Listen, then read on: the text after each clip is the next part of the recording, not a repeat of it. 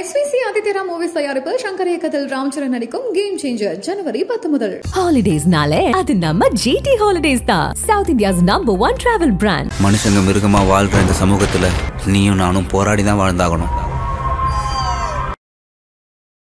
Pregnancy டைமில் வந்துட்டு எனக்கு எந்த ஒரு ரிஸ்க்குமே தெரியல. இவன் வந்ததுக்கு அப்புறம் ஒரு 2 மாதம் எனக்கு புரியல என்ன நடக்குது. டிப்ரெஷன் அண்ட் டென்ஷன் அது எல்லாமே இருக்க தான் செய்யும். தூக்கம் சரியாக இருக்காது.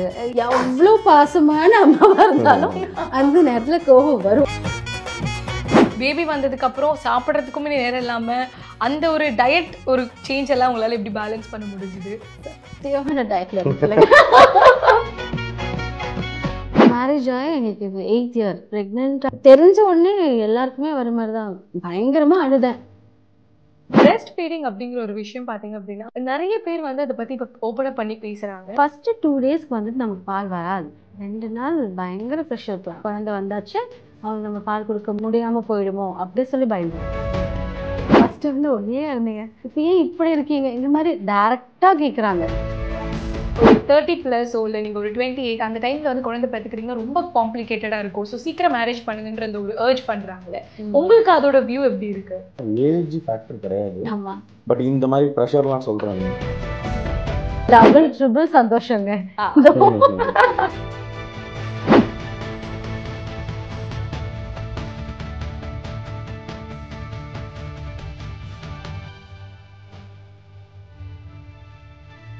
இன்னைக்கு நம்ம கூட யாரு இருக்காங்கன்னா கிட்டத்தட்ட தொடர்ந்து ரொம்ப நாளாக எங்களை ஒரு சீரியல்ல பார்த்துட்டு இருக்கோம். இப்போ ரீசெண்டாக இவங்களோட மதர்ஹுட்டை பற்றி ரொம்ப அழகாக அவங்க சோஷியல் மீடியாவில் ஷேர் பண்ணிட்டு இருக்காங்க.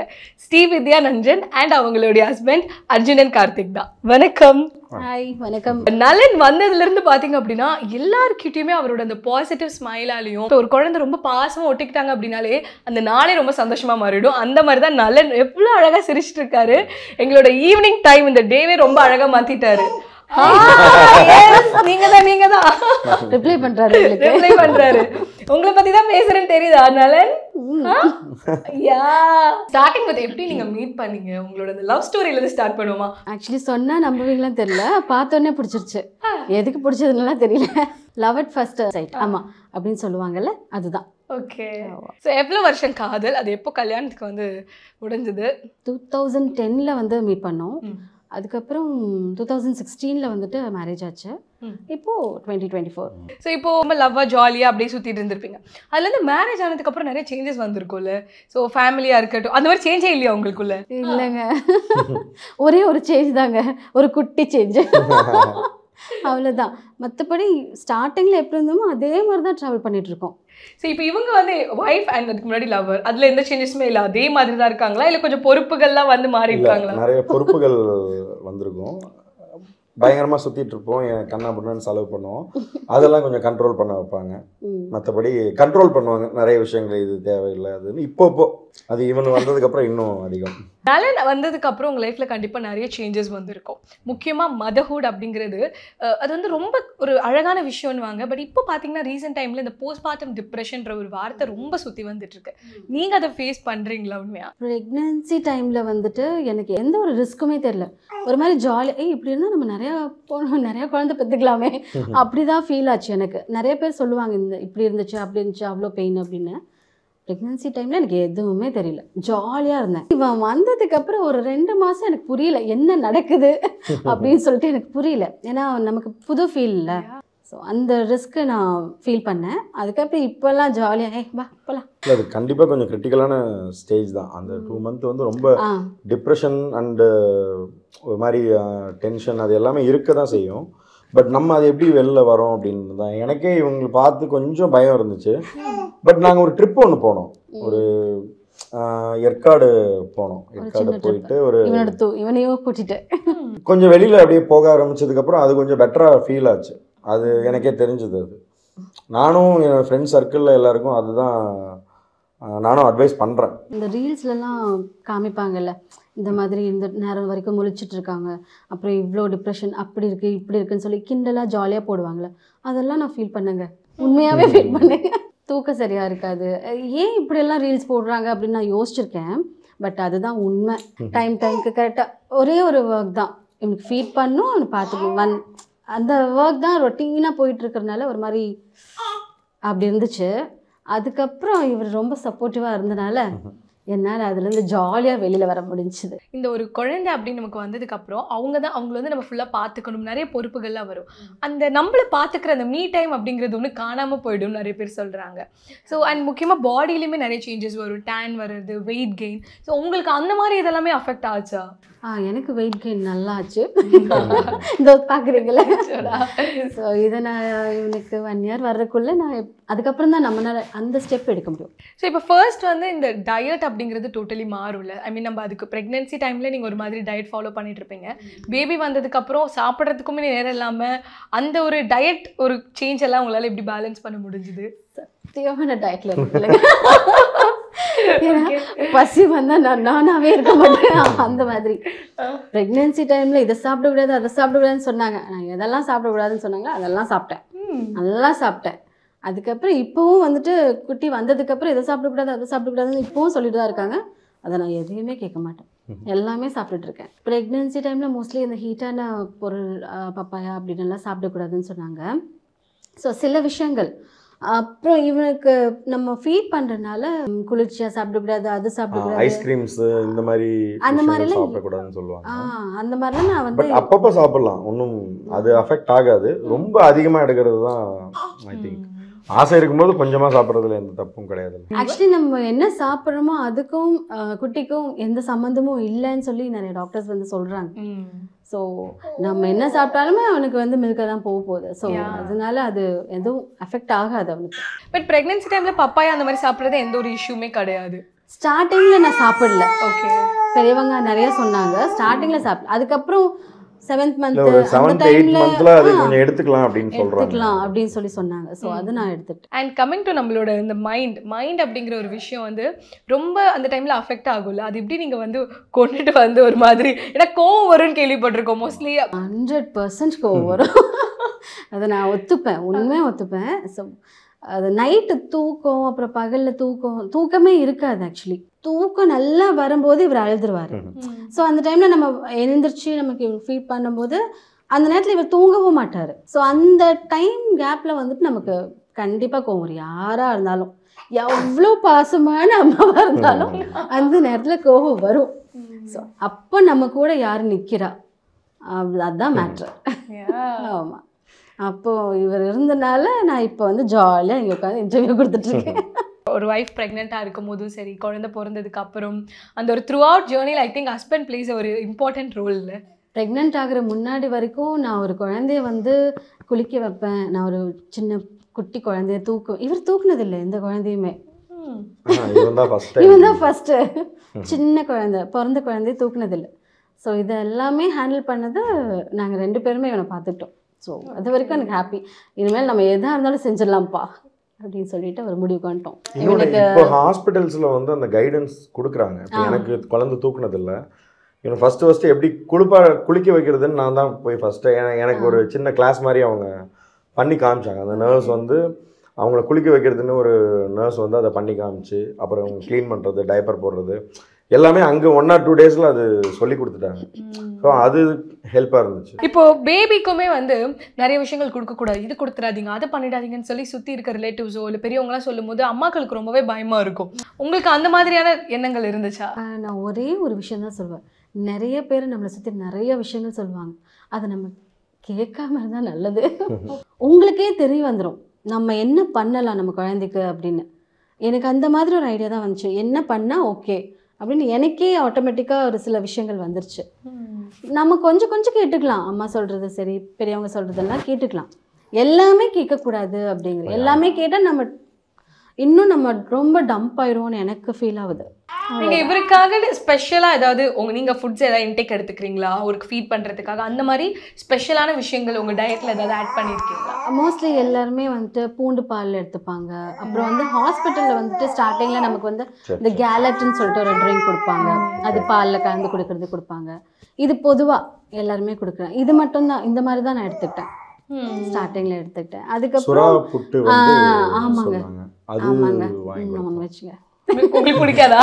அவங்க சாப்பிட மாட்டாங்க, நான்வெஜ் அதிகமாக சாப்பிட மாட்டாங்க. சார் எனக்கு பிடிக்காது ஆக்சுவலி. ப்ரெக்னன்சி டயத்தில் அந்த மண்ணீரல் இந்த மாதிரி விஷயங்கள் கொஞ்சம் கொடுத்து பழகிட்டாங்க. உண்மையை சொல்லணும்னா இந்த சுடா புட்டு இதெல்லாம் விஷயம் வந்து இவருக்காக நான் ஸ்டார்ட் பண்ணிட்டேன். ஸோ அந்த ஒரு மாற்றம் இருக்குது. நான்வெஜ் ப்ரெக்னென்ட் அப்படின்னு தெரியும் போது இன்னைக்கு நினச்சாலும் அது கண்டிப்பாக ஒரு மெஜிக்கல் மொமெண்ட் தானே. யா, ஸோ அந்த மொமெண்ட் இன்னைக்கு யோசிக்கும் போது என்ன தோணுது உங்களுக்கு? மேரேஜ் ஆகி எங்களுக்கு இது 8th இயர். ஸோ அந்த இந்த இயரை சொன்னாலே போதும், இது ஒரு ஹாப்பியான மூமெண்ட் அப்படின்னு. அது தெரிஞ்ச உடனே எல்லாருக்குமே வர மாதிரி தான். பயங்கரமாக அழுதேன். எதுக்கு அழுதேனே தெரியல. செம்ம ஜாலியாக அழுதேன். நல்ல படி தண்ணி வந்துட்டே இருந்துச்சு. கல்யாணம் ஆகி 8 வருஷத்துக்கு அப்புறம் இல்லை. ஸோ நீங்கள் லைக் பிளான் பண்ணியிருந்தீங்களா ஒரு கேப்? அப்படி எதுவும் இல்லை. ஆக்சுவலாக கேப் வேணும்னு பிளான் பண்ணியிருந்தோம். ஊர் சுற்றணும் பயங்கரமா அப்படின்னு பிளான் பண்ணியிருந்தோம். ஸோ இப்போ வரணும் இப்போ வரக்கூடாது அந்த மாதிரி எதுவும் இல்லை. இல்லை, ஆக்சுவலாக நாங்கள் ரொம்ப பிளான் பண்ணோம். அது 3 to 4 years வந்து கண்டிப்பாக இருக்கக்கூடாது அப்படின்றது ஸ்டார்டிங் பிகினிங்கில் தெளிவாக பிளான் பண்ணோம். ஏன்னா வேறு எந்த மெமரிஸுமே இருக்காது. நம்ம கல்யாணம் ஆகி இப்போ குழந்தை பிறந்ததுக்கப்புறம் எனக்கு இன்னும் புரியுது, நல்ல விஷயம் தான் பண்ணியிருக்கோம். ஏன்னா இந்த ஒரு 1.5 வருஷம் to 2 வருஷம் எதுவுமே நம்மளால் வந்து பெருசாக பண்ண முடியாது, ட்ராவல் பண்ண முடியாது, ஒரு ப்ரைவசி டைம்ஸ் இருக்காது. ஸோ இப்போ நினச்சி பார்க்கும்போது இப்போ எங்கேயும் ட்ராவல் பண்ணலை அப்படின்னாலும் இந்த 8 வருஷத்துக்கான ட்ராவல் மெமரிஸ் இருக்குல்ல, அது இன்னும் ஒரு கிரிப்பாக தான் இருக்குது. கண்டிப்பாக பெண்கள் வந்து அந்த நாளை மறக்கவே மாட்டாங்கல்ல. ஏன்னா அம்மாக்கள் எல்லாருமே 10 மாதம் உன சுமந்து பெத்தன்ற அந்த டைலாக்கை லைஃப் லாங் சொல்லுவாங்க. அப்போ அது நமக்கு ஒரு மாதிரி ஃபன்னாக இருக்கும். ஆனால் அதோட வலியை உணரும் போது தான் அது எவ்வளோ ஒரு கஷ்டம்னு தெரியும். அதே மாதிரி ஆண்களுக்கும் ரொம்ப வலிக்கும், ரொம்ப கஷ்டப்படுவாங்க அந்த மொமெண்ட்லன்னு கேள்விப்பட்டோம். ஆக்சுவலி நீங்கள் சொன்னது கரெக்ட் தான். எனக்கு எவ்வளோ பயப்படுத்தினாங்கல்ல 6 month 7th month ஆகணும். எனக்கு 10 மாதத்தில் தான் டெலிவரி ஆச்சு. ஸோ அந்த நாள் வந்துட்டு எனக்கு தெரியல, உள்ளே இருந்து எல்லாம் வீடியோ எடுத்து வச்சுருந்தாங்க. இவர் சேரோட எண்டில் தான் உட்காந்துருந்தார். அந்த வீடியோவை பார்த்து தான் நான் தெரிஞ்சுக்கிட்டேன் இவர் எவ்வளோ பயப்படுவார் அப்படின்னு சொல்லிட்டு. ஸோ சேரோட எண்டில் தான் அப்படியே இருந்தார், எதுவுமே சாப்பிடலையாம், டென்ஷனாக அப்படியே உட்காந்துட்டு இருந்தாராம். வீடியோவும் பார்த்தேன் நான். எனக்கு 2 சைடு 2 லேடிஸ். இந்த பக்கத்தில் வந்து எங்கள் அண்ணி, இங்கே ஃப்ரண்ட்டில் வந்து இவங்க அம்மா. 2 பேரும் பயங்கர எக்ஸைட்மெண்ட்டில் இருக்காங்க. எனக்கு ஒரே பதட்டத்தில் இருக்கு. அங்கே வந்து 1/2 an hourக்கு ஒரு டெலிவரி வந்துட்டே இருக்கு. அன்னைக்கு இவனை வந்து 6th இல்லை 7th பேபி அன்னைக்கு மார்னிங்ல. இன்னொன்று என்னன்னா, அங்கே அன்னைக்கு வந்து எல்லாருமே எங்கள் கூட டெலிவரி ஆனது எல்லாமே கேர்ள் பேபி, பெண் குழந்தை. சுற்றி இவன் மட்டும் பையனாக வந்துட்டான். நான் அப்படியே சீட்டில் பதட்டத்தில் உட்காந்துருக்கும் போது டக்குன்னு யாராச்சும் போயிட்டு வந்தா இவங்க அம்மா வந்து ஐயோ கலந்து பிறந்துருச்சு. ஒரு 5 நிமிஷத்துக்கு ஒரு தடவை எங்கள் அண்ணி வந்து அப்படின்ட்டு ஒரு எனக்காக ஒரு பதட்டம். அது 2 பேரும் தயவு செஞ்சு எனக்கு சொல்லுவாங்க. ஒரு பதட்டமாக தான் இருந்துச்சு. பட் என்ன சிசேரியன் பண்ண போகிறாங்க அப்படிங்கும்போது ஒரு சின்ன பயம் இருந்துச்சு. But okay. எப்பயுமே இந்த சி செக்ஷனாக இருக்கட்டும், இந்த மாதிரி விஷயங்கள் வந்து ஒரு 1 month 2 months ரொம்ப கஷ்டமாக இருக்கும்னு கேள்விப்பட்டிருக்கோம். பெட்ல இருந்து எழுந்திருக்கிறதா இருக்கட்டும், பேபியை வாங்குறது அப்படின்னு ஃபிசிக்கலி ரொம்ப டவுனாக இருக்கணும். உங்களுக்கு எப்படி டக்குன்னு உங்களால் பேக் டு ஃபார்ம் வர முடிஞ்சுதா? இல்லை அந்த நான் ஹாஸ்பிட்டல்லே எழுந்திரிச்சு உட்காந்துட்டேன்.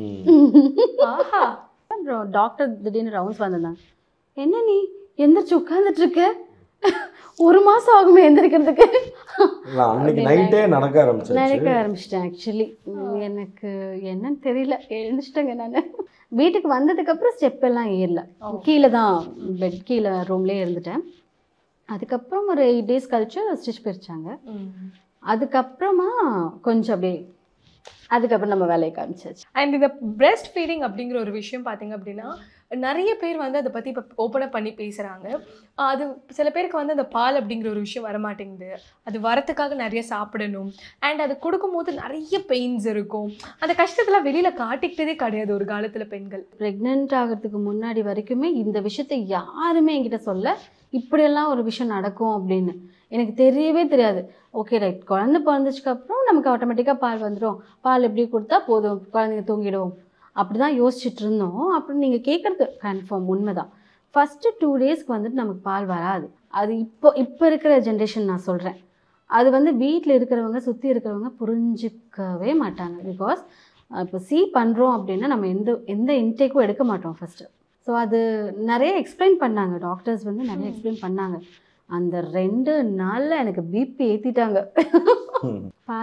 பால் வரலன்னு சொல்லிட்டு அது ரொம்ப டென்ஷன் யாருமே கொடுக்காம இருந்தால் ஆட்டோமேட்டிக்காக எல்லா விஷயமும் நல்லபடியாக நடக்கும். ப்ரெக்னன்சி டயத்தில் இருக்கும்போதும் பயந்து டென்ஷன் ஆகி ஒரு விஷயம் நடக்கிறதுனால தான் நிறைய காம்ப்ளிகேஷன்ஸும் வருது அப்படின்னு டாக்டர்ஸும் சைக்காலஜிஸ்ட்டும் சொல்கிறாங்க. 2 நாள் பயங்கர ப்ரெஷர் நம்ம ஃபேமிலி சைட்லேருந்தே அதுக்கப்புறம் சுற்றி இருக்கிறவங்க சைட்லேருந்து எல்லாம் ப்ரெஷர் போட்டாங்க.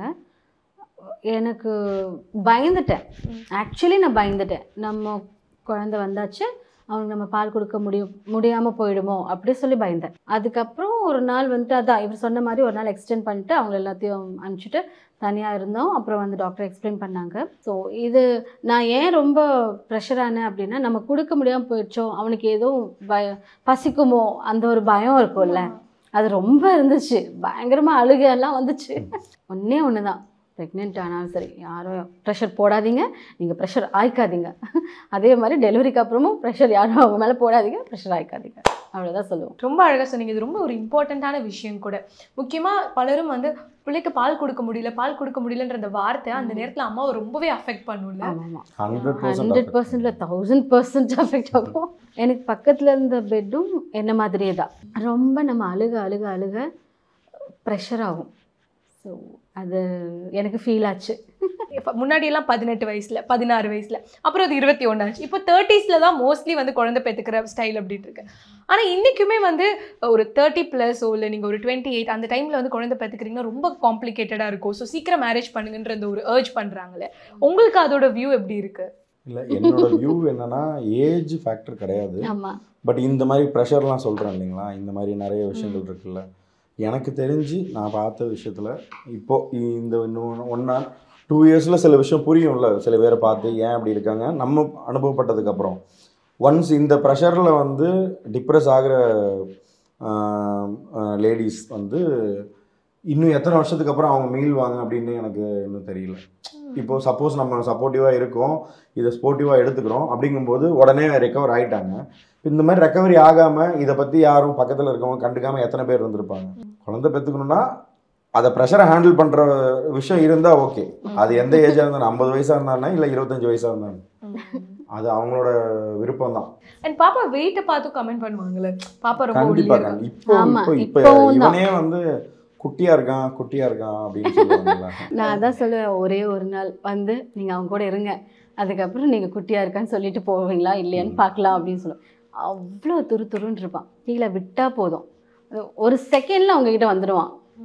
ஸோ துருன்னு இருந்தாலே போதுமே, அதுவே ஹாப்பி இல்லை. இப்போது சில வீட்டில் வந்து ஹஸ்பண்டே வந்து இதெல்லாம் பண்ணு அதெல்லாம் பண்ணுச்சு, அவர் ஒரு ஸ்டாண்டர்ட்லையும் வைஃப் ஒரு வேறு விதமான ஸ்டாண்டர்டில் இருக்கும்போது ரொம்ப கிளாஷஸ் ஆகும். இங்கே நீங்கள் 2 பேரும் ஒரே விதமாக யோசிச்சு பண்ணுறேன்னா நலன் is very lucky I guess. Actually எனக்கும் நிறைய டவுட்ஸ்லாம் வரும். ஓகே, எனக்கும் சில விஷயங்கள் முடிவெடுக்க தெரியாது. அந்த மாதிரி இருக்கிற சுச்சுவேஷனில் நீங்கள் என்ன சொன்னாலும் நான் செய்வேன் அப்படின்னு சொல்லி கொடுத்துருவேன், பொறுப்பை இங்கே கொடுத்துருவேன். ஸோ அப்போ நம்ம ஃப்ரீயாக இருந்துக்கலாம்ல. இல்லை, அவங்களும் சில இடத்துல ஸ்ட்ரிக்டாக இருப்பாங்க. சில இடங்கள் இது இப்படி தான் பண்ணணும், அதை அப்படி தான் பண்ணணும், ஒன்றும் பிரச்சனை இல்லை. இப்போ உங்களை பார்க்கும்போது உங்களை முந்தானே முடிச்சில ஒரு மாதிரி பார்த்துருப்பாங்க, அதுக்கப்புறம் வந்துட்டு கணக்காலம் காலங்கள் அண்ட் இப்போ சத்யா திடீர்னு வந்து உங்களை பார்க்கும்போது என்னங்க வேறு மாதிரி ஆயிட்டீங்களே, இந்த மாதிரியான கேள்விகள்லாம் வரும்ல. அண்ட் கண்டிப்பாக வெயிட்டை வச்சுமே கேட்பாங்க. அப்போ உங்களுக்கு ஏதாவது வந்து என்னடா இப்படி தான் கேட்டுக்கிட்டே இருக்கீங்க, என்ன தோணும் உங்களுக்கு? இல்லை உங்களுக்கு ஏதாவது பதில் சொல்லியிருக்கீங்களா? என்ன சொல்கிறது, நான் நிறைய கேட்டிருக்கேன். ஃபஸ்ட்டு வந்து ஒல்லியாக இருந்தீங்க, இப்போ என்ன இப்படி ஆகிட்டீங்க, இப்போ ஏன் இப்படி இருக்கீங்க, இந்த மாதிரி டேரெக்டாக கேட்குறாங்க. அப்போ நான் ஒன்று தான் சொல்லுவேன், உங்களுக்கு கல்யாணம் ஆயிடுச்சா அப்படின்னு சொல்லி கேட்பேன். இப்படி தான் கேட்பேன், உங்களுக்கு கல்யாணம் ஆயிடுச்சா? இல்லை, கல்யாணம் ஆனதுக்கப்புறம் ஒரு 2 வருஷம் கழிச்சு பார்க்கலாமா, இந்த கேள்விக்கு பதில் நீங்களே சொல்லுவீங்க, அப்படி தான் சொல்லுவேன். உங்களோட ஃப்ரெண்ட் விசாலாக்ஷி அவர்களுமே நீங்கள் ப்ரெக்னெண்ட்டாக இருந்தால் அதே டைமில் ப்ரெக்னெண்ட்டாக இருந்தாங்க, இப்போ ட்வீன்ஸ் பேபி. ஸோ இந்த ஃப்ரெண்ட்ஸ் ப்ரெக்னென்சி வந்து ஒன்றா ட்ராவல் பண்ணது எப்படி இருந்துச்சு? செம்ம. அக்கா ஜூலியக்கா, நான் ஜூலியக்கான்னு தான் கூப்பிடுவேன். ஆக்சுவலி ஜூலியக்கா ஸ்ரீதேவிக்கும் எனக்கும் ஒரே நாள் பாப்பா, 2வது பாப்பா, பட் ஒரே நாள் தான் டெலிவரி. நிறைய டவுட்ஸ் எனக்கு கிளியர் பண்ணது ஸ்ரீதா.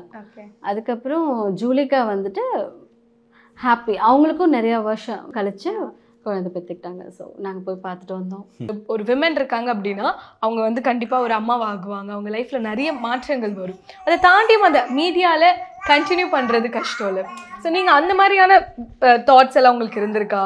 நம்ம எப்படி நடிப்போம், இதுக்கப்புறம் என்ன பேபியும் பார்த்துக்கணும், நிறைய விஷயங்கள் இருக்குல்ல, அந்த மாதிரியான எண்ணங்கள் இருந்திருக்கா? ப்ரெக்னென்ட் ஆகும்போது நான் தான் முடிவு எடுத்தேன். நான் இவர்கிட்ட சொன்னேன், நான் வந்து ஒரு 2 இயர்ஸ்க்கு பிரேக் எடுக்க போகிறேன் அப்படின்னு. இவர் எதுவுமே சொல்ல, உனக்கு என்ன தோணுதோ அதை செய்ய அப்படின்னு. அது ஸ்ட்ராங்காக நான் எடுத்தேன். ஏன்னா ஒரு 1 இயர் நம்ம ப்ரெக்னன்சி டைம் ஆகிருக்கும், அதுக்கப்புறம் டெலிவரி ஆகும், அதுக்கப்புறம் ஒரு 1 இயர் வரைக்கும் நம்ம வந்து எங்கேயும் போகக்கூடாது அப்படின்னு சொல்லி பிளான் பண்ணேன். 2 இயர்ஸ் முடிஞ்சதுக்கப்புறமா நம்ம வந்துட்டு நம்ம உடலுக்கு ஏற்ற மாதிரி என்ன கேரக்டர் வருதோ, நல்ல கேரக்டராக அதை நம்ம செலக்ட் பண்ணி நம்ம பண்ணலாம் அப்படிங்கிற ஒரு மைண்ட் செட்டில் இருக்கேன். எனக்கு அதான் சொன்னேங்க, எனக்கு சாப்பிடாம நம்மளால் இருக்க முடியாது. ஸோ நம்ம கேரக்டர் நம்ம உடலுக்கு என்ன வருதோ பண்ணிடலாம் அப்படின்னு சொல்லிட்டு ஒரு ஐடியா. இப்போ டபுள் ட்ரிபிள் சந்தோஷங்க. ரொம்ப அழகா வந்து நிறைய விஷயங்கள் பேசிட்டு இருந்தோம். எனக்கு உங்ககிட்ட உங்க ஹேரை பார்க்கும்போது ஒன்று கேட்கணுங்க. ரொம்ப அழகா லெந்தி ஹேரா இருக்கு. இந்த பேபிலாம் பிறந்துச்சுன்னா ஹேர் லாஸ்லாம் இருக்குன்னு கேள்விப்பட்டிருக்கோம். இல்லை, ஆக்சுவலி எனக்கு நல்ல பெரிய முடியுங்க. எப்போ நான் இந்த இண்டஸ்ட்ரிக்குள்ளே வந்தேனோ அப்போவே வந்து க்ரூமிங் செக்ஷன் ஒன்று பண்ணாங்க நம்ம விஜய் டிவியில். எப்போவுமே பண்ணுவாங்கல்ல, அதில் கட் பண்ணது தான். இப்போ பயங்கரமாக கொட்டுது. அது உண்மைதான், நிறையா ஹேர் லாஸ் ஆகுது. ஃபர்ஸ்ட்லேருந்தே ஆகும், இப்போ கொஞ்சம் எக்ஸ்ட்ரா ஆகுது. ஸோ எக்ஸ்ட்ரா ஃபிட்டிங் மாதிரி.